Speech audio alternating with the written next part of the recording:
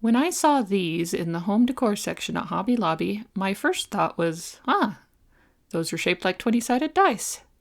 And my second thought was, they're also kinda like Victorian lampshade frames. So I decided to combine the two.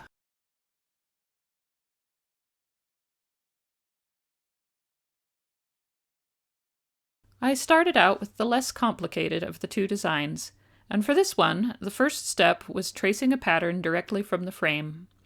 These things were far from symmetrical. Not that I blame the person who made it. If I were welding together geometric dealy bobs to sell at a craft store for a few bucks, I wouldn't bother with precision either. Okay.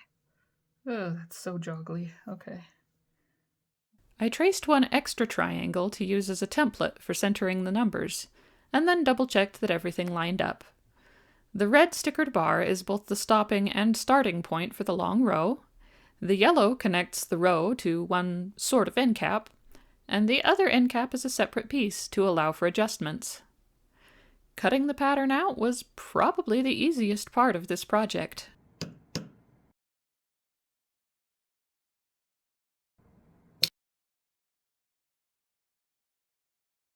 The fairy lights came next. I had to find a set with a small enough battery pack to fit through the frame. Luckily, I found one that was also rechargeable. I used some narrow washi tape on the second frame to map out how to run the lights so there would be one light on each bar. I used some ribbon to attach the lights to the frame, and it serves another purpose as well, providing something to sew the fabric to. This process of wrapping the frame in ribbon or strips of fabric is done on actual lampshade frames before attaching the fabric.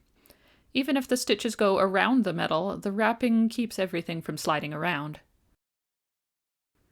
When I got to the stickers, I temporarily removed them and then put them back in the same place on the outside of the ribbon wrapping.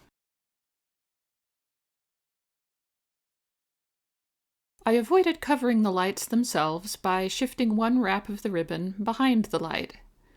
To do this, I wrapped over the wire until I reached the light, pulled the wire away from the bar, and slid the ribbon in between them.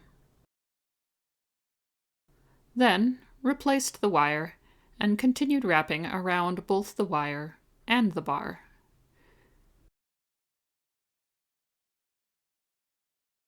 There are a few places where the wire doubles back on itself. These were wrapped in the same way, only it was easier to get the ribbon behind the light. And I had to be careful to secure the little loop of wire on the other side of the light with the next wrap. Then I wrapped just the bar, right up to the point where the layout forced me to cut the ribbon. Honestly, it would have been easier if I had just cut smaller pieces of ribbon to begin with, instead of continually shoving the whole roll through the frame, but I'm kinda stubborn. At the point where the wire doubled back, I restarted by pulling the end of the ribbon under a previous wrap, then wrapping over it along with the wire and the bar. The spacing of the lights on the wire was not exactly the same as the spacing around the bars. Thankfully, there was extra wire instead of not enough. To position each light, I lined it up with the center of the bar, held it in place with a binder clip, then smooshed the extra wire into the corner of the triangle. Once all the wrapping was finished, I pulled the end of the ribbon under a previous wrap and stitched it down before trimming off the extra. The last triangle in the row will be an access flap for the battery pack, and will need to be left open on two sides. One of these is already marked with a sticker, but I decided to mark the other one as well just to be extra sure I lined the fabric up correctly. I'll go over how I suspended the battery pack underneath the access flap a little later in the video. Okay, the tape guide was terrible, so I upgraded it for clarity. Just think of the shape as two end caps with a band around the middle, and the following will hopefully make sense. I marked the starting point with dark green, as well as clip number 1. The numbers and arrows show how to proceed from there. There are 10 bars in each end cap, 5 radiating out from the center point, and 5 that make up the pentagon-shaped perimeter.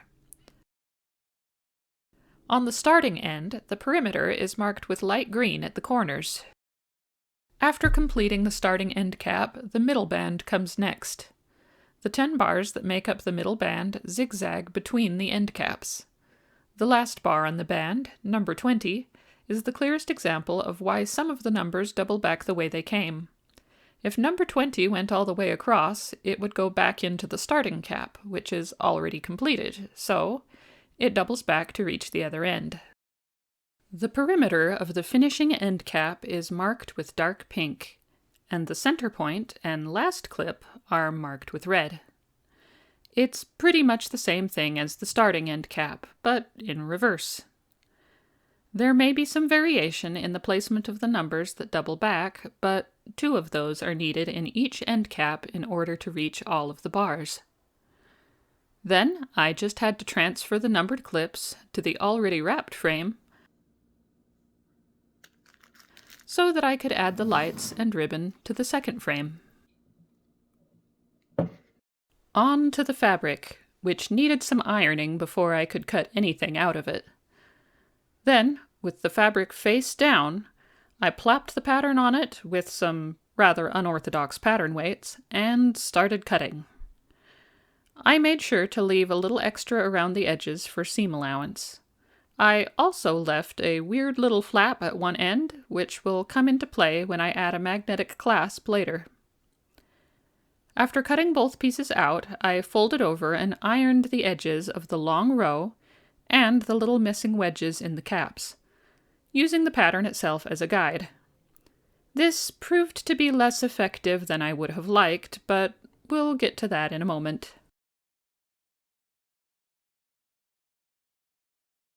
With that part of the process ironed out, it was time for a test fit, which required a great many binder clips. The 2 ends got clipped in place first, and then the row section was wrapped over the top with the folded edges lined up on the bars. Mostly.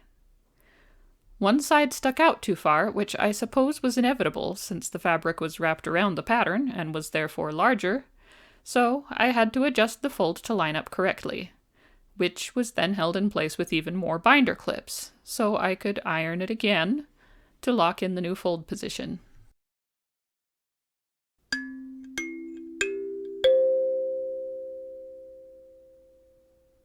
I made the stupid decision to use Scotch tape to align the iron-on numbers, despite knowing that it would melt. Why? Because I thought it would look better on camera. The backing on the numbers was clear, so I prioritized seeing the numbers over common sense. I figured as long as I used a piece of paper to protect the iron from the melted plastic, everything would be fine. Instead, it made the process far more time-consuming and difficult than it needed to be. The backing stuck to the paper before the numbers could stick to the fabric, and the melting tape also shrunk, which messed up the alignment and distorted some of the numbers.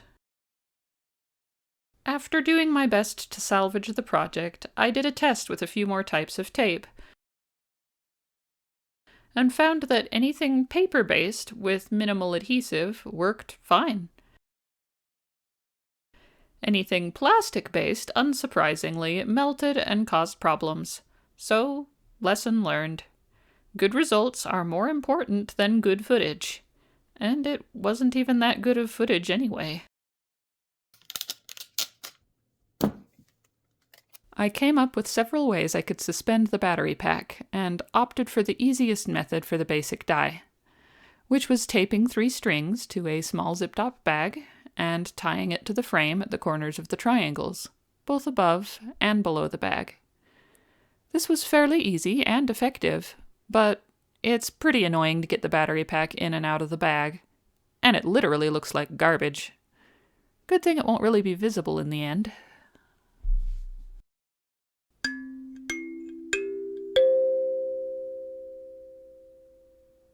This is the point where I should have added the magnet to the frame, when I still had full, unobstructed access to the inside of it.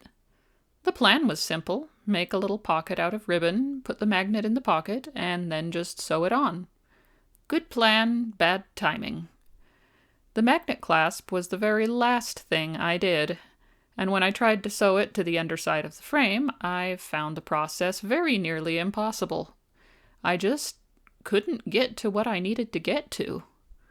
So I struggled for more than 20 minutes before finally, sort of, getting it in place. The other half of the magnet closure actually did need to be done last, so we'll jump back to where we left off. I lined up the fabric for the final time and began sewing it in place. This is a quick interruption to show the stitches I used at a larger scale. First is a ladder stitch, which has very even spacing between the stitches. I'm leaving a gap for demonstration purposes, and using a curved needle because of the bar. By having the entry and exit points directly across from each other on each piece of fabric, the thread forms rungs like a ladder. When pulled tight, which you would normally do as you go, the thread should be completely hidden within the fabric, so it's also known as the invisible stitch. The bar makes it tricky to do this stitch with a regular straight needle.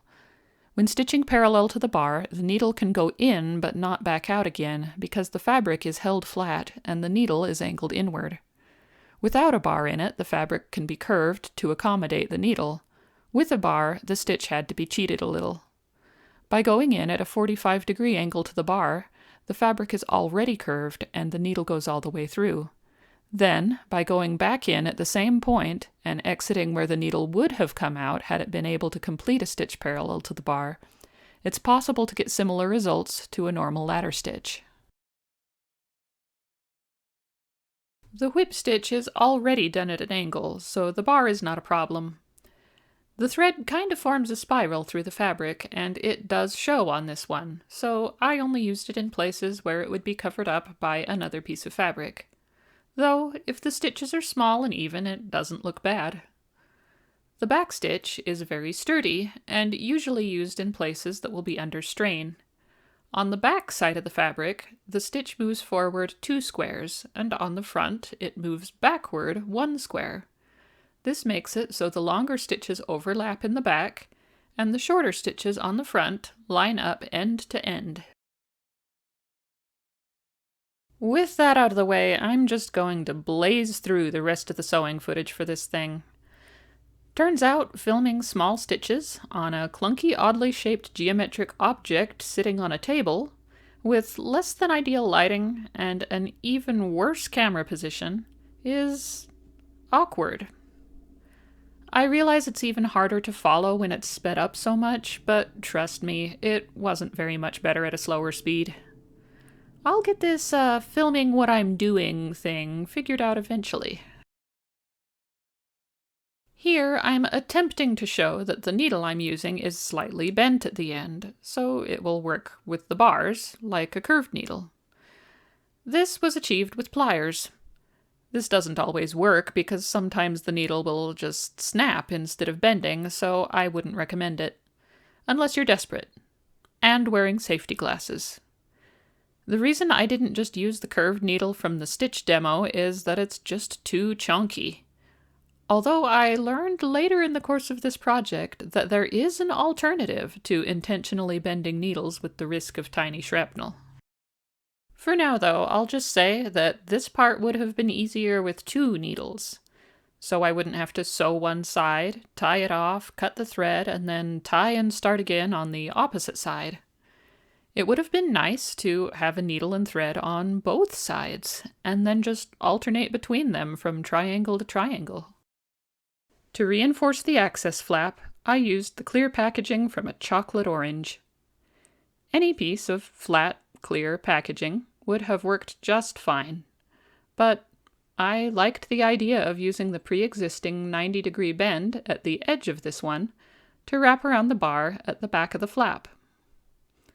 I cut away the corners and left a small tab to tuck in over the bar. Then, I trimmed off any other parts that were not flat, put it in place, and pinned the fabric so that it lined up over the opening. I didn't want to risk getting ink on the fabric, so I used tape to mark out the edges of the flap. After that, I just had to cut the plastic along the edges of the tape, and it was perfectly sized to tuck nicely into the flap. Then I used glue under the folded edge to hold the fabric in place. I discovered the little 90-degree tab that I left on the plastic had a tendency to make the flap self-closing, which was annoying while I was working on it. But it turned out to be a nice feature to have in the finished piece. The last step in making this thing was the other half of the magnetic clasp. I used some plastic wrap on top of the first magnet to prevent glue from going where I didn't want it, stuck the second magnet in place, and glued the flap down onto the second magnet. Once the glue was dry, I folded the weird little flap of fabric over to cover the magnet. This is both for aesthetics and to help keep the magnet on the flap. This was trimmed, glued to the plastic, and stitched around for good measure, but I failed to get any usable footage of that part of the process, so here's what it looks like finished.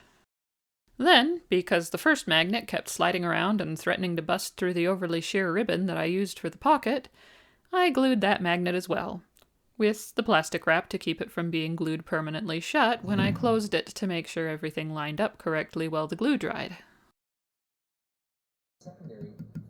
At last, the basic D20 is complete. Yay! On to the fancy one. While I am interested in doing some hand embroidery, stitching a whole bunch of numbers is not the kind of thing I want to do. It's far too repetitive, and I knew I would hate doing it. So I turned that part of this project over to an embroidery machine.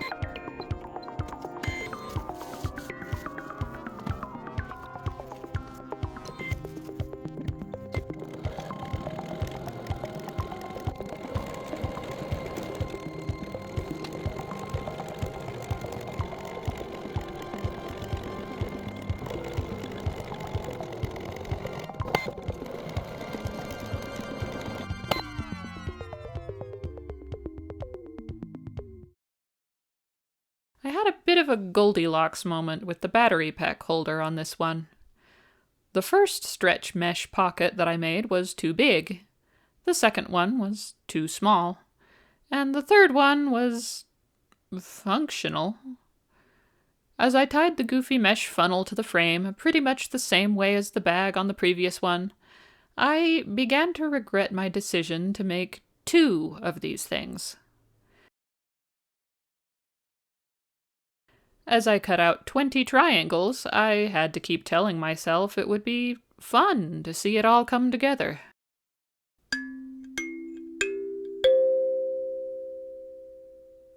I just happened to have some very small zippers that were perfectly sized to fit along the sides of a triangle. So I figured it would be silly not to use them as the closure on the fancier die. It would be so much nicer than the basic one, and the trim would totally hide the zippers. Or so I thought. The edge of the zipper blocked the light, so I had to trim it really close to the stitching. but it frayed like crazy, so I had to melt the edge to stop the fraying. It was too baggy, so I had to do another line of stitching closer to the teeth while still retaining functionality. It would be so much It was still blocking the light, so I had to roll the remaining edge under and sew around it. I trimmed the other side of the zipper so it wouldn't cover the light, but I cut too deep. Then I had to melt the cut edge so it got even deeper. The super deep notches made it doesn't really, slide very really smoothly. The edges of the notches hard are to barely even sew. sewn on. There was just nothing to stitch through. The zippers were a bad idea. After that, what little remained of my sanity was slowly worn away by the endless tedium of sewing on triangles. In this sense, the basic design, with its connected triangles and minimal sewing, was the better of the two. Especially if I could figure out a good way to add the numbers after the fabric was attached to the frame, so that I could avoid the alignment issues. I'm not about to make another one to figure that out, though. To be fair, despite being bored of the process, I suppose putting on the very last triangle was somewhat rewarding. After I finished attaching all of the triangles, it was time to add some trim. I needed to be able to access the zippers to zip them. So I used a small snap to hold down the trim at the corner where they met. I used the same orange thread that I had been using on the triangles to sew on the frame side of the snap, although perhaps black would have blended in better. Then I switched over to the same blue thread that I used for embroidering the numbers to begin sewing on the trim, with some difficulties. It's a perfect match to the blue part of the trim, so any stitches that show, don't actually show. After sewing the trim to itself at an angle, I added the other side of the snap to it. Once I finished attaching the snap and made a few minor adjustments, I had removable trim. No large-scale examples this time. The trim is made up of a gold cord that squiggles like this. On top of that are two blue cords that loop-de-loop like this, and I sewed it on by stitching down the middle over every other cord like this.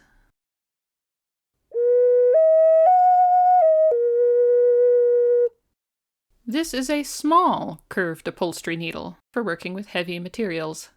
It's clearly much heavier than the slightly bent with pliers needle, and would probably leave holes in the project if I could even manage to use it in the first place. These are curved beading needles, and they're actually slimmer than the slightly bent needle, so they would go through the fabric smoothly. However, the length would make them rather unwieldy for this project.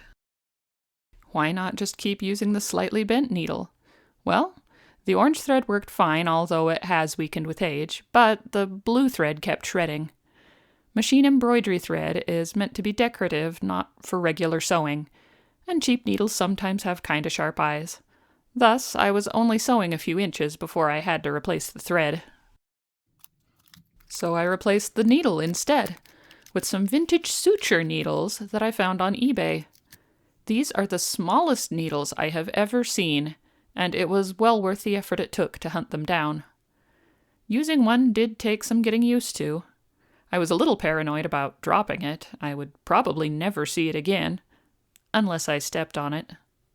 After a little practice, I really liked the ridiculous little thing. I finished sewing on the trim without any further thread shredding problems, which I guess means that the suture needles are well made. Although the process was still very tedious, even with the fun new needle. Upon reaching a point where I needed to cut the trim, I first sewed all the little cords to each other on either side of where the cut would be, to keep the trim from unraveling. I learned that was necessary the hard way. I hid the cut end under the other sections of trim where it went around the corners on the adjacent triangles. And then, finally, both Victorian lampshade dice were finished. It was a much longer journey than I expected, with more battles than I was prepared for. But I learned a lot from the experience. And despite all the flaws and frustration, I'm pretty happy with the results. At least they weren't a critical failure.